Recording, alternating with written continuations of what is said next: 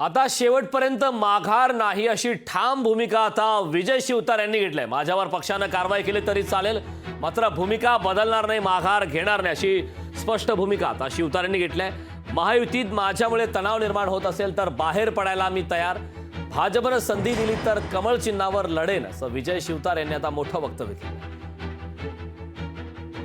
मी आज परत आलो आणि मी उद्यापासूनच इंदापूरचा दौरा वगैरे सुरू करतोय, त्यामुळे मी आता बॅक नाही। निवडणुका येतात जातात काही, मी त्यांना परत पुन्हा ते बोलतो की माझे अतिशय जवळचे मार्गदर्शक आहेत, मित्र आहेत, त्यामुळे 2 महिन्यासाठी बाजूला हो, आपण जिंकल्यानंतर परत बरोबर। म्हणजे तुम्ही पक्ष सोडायला सुद्धा तयार आहे?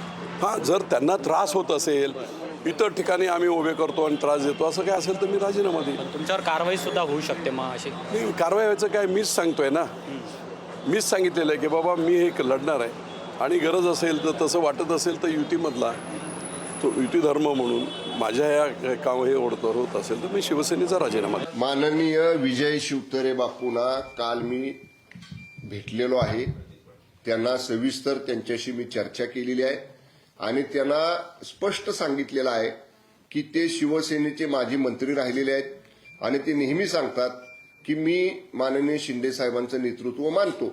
मी त्यांना एवढंच सांगितलं, तुम्ही जर माननीय शिंदे साहेबांचं नेतृत्व मानता तर तुम्हाला महायुतीचा धर्म पाळावा लागेल। कुठल्याही परिस्थितीमध्ये पक्ष आदेशाच्या विरुद्ध जाऊन तुम्हाला कुठलीही भूमिका घेता येणार नाही, या बाबतीत स्पष्ट काल त्यांच्याशी माझी चर्चा झालेली आहे। ते फक्त मला एवढंच म्हटले की मला थोडा वेळ द्या, पण मी त्यांना सांगितलं आता वेळ आपल्या हातात कमी आहे आणि कुठल्याही परिस्थितीमध्ये महायुती धर्माच्या विरोधात तुम्ही कुठलीही कृती करू नये असं त्यांना मी या ठिकाणी स्पष्टपणाने सांगितलेलं आहे। लोकशाही मराठी ऐका, पहा, जागरूक रहा।